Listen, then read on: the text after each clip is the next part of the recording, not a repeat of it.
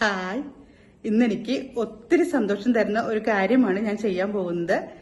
നാട്ടിലായിരിക്കുമ്പോൾ ഞാൻ എന്നും ഒരു 3 or 4 പൊതിച്ചോറുമായിട്ടാണ് ജോലിക്ക് പോയിരുന്നത്.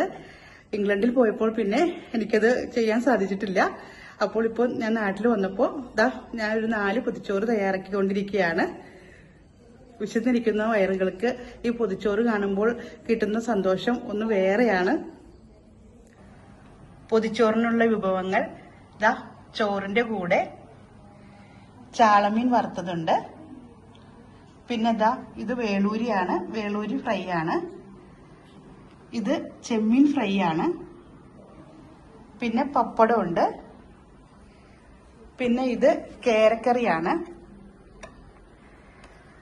പിന്നെ ഇത് മുട്ടയും ചീരയും കൂടി തോരൻ ഉണ്ടാക്കിയതാണ്. അപ്പോ ഇന്ന് ഇത്രയും വിഭവങ്ങളാണ് ഞാൻ പൊതിച്ചോറിനായി കെട്ടുന്നത്.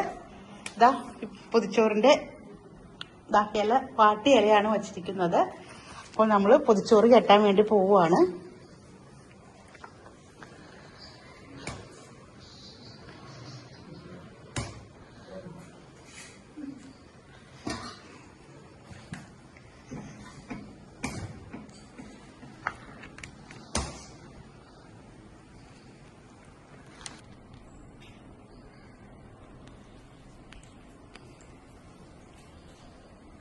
പപ്പടം കവറിലാക്കി കൊടുക്കാനാണ് തീരുമാനിച്ചിരിക്കുന്നത്.